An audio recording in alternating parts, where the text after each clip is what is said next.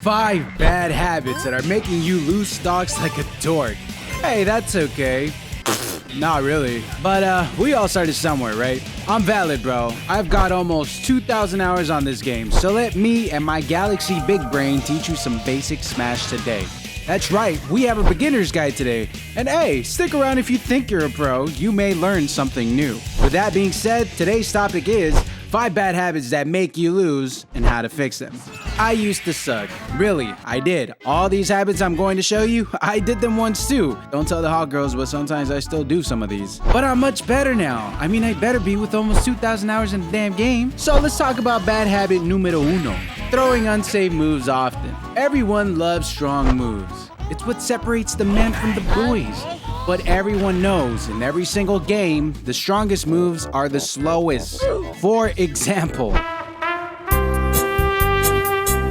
Okay, better example.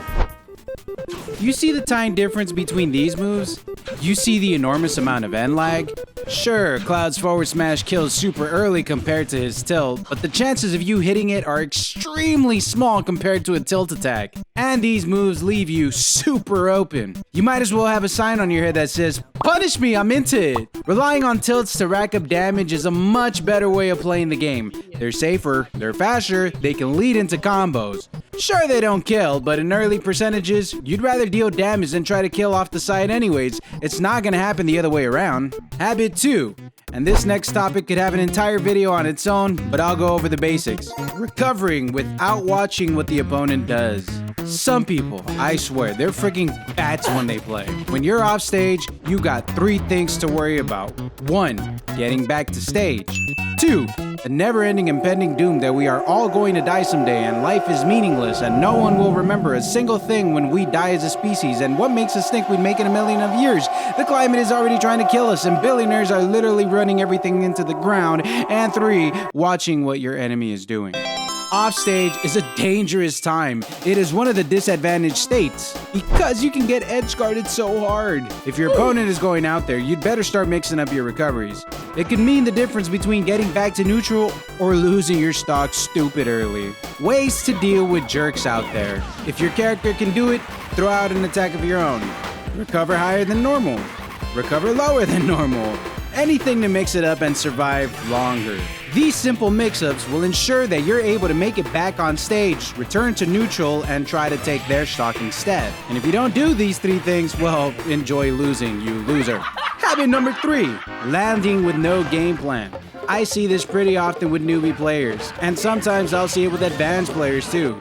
Some people just want to get back to the ground so badly, and sometimes they succeed, but they don't do anything. It's almost like they're surprised they landed at all. That little "I made it" moment leaves you susceptible to getting your ass kicked. When landing, be aware of where your opponent is. Can you start smacking them as you land? Are you far enough away to throw a projectile? Are they chasing where you're going to be? Be aware of your enemy, and remember, when you land, it's game time again, baby. You better start swinging like you never got launched in the first place. It's neutral all over again.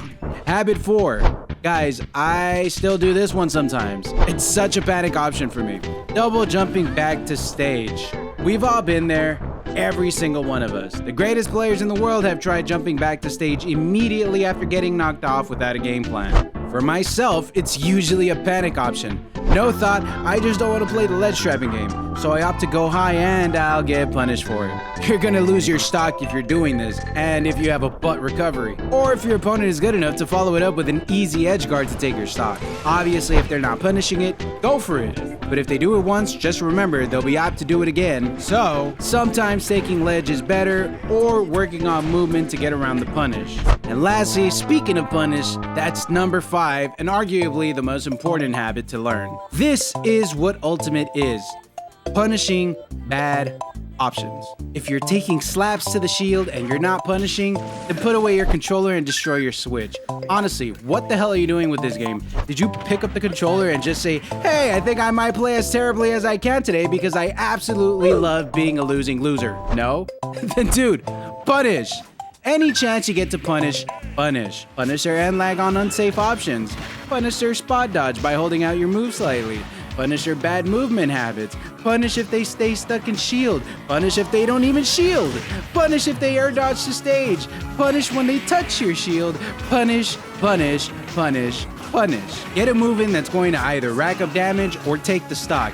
Every little bit counts, because after every little bit, you will have sufficient damage enough to take the stock. Speaking of which, grabs are an intricate part to punishing bad habits as well as racking up damage. Check out this video here next to discover a new tech that will make punishing with grabs a hell of a lot easier. And see you guys next time!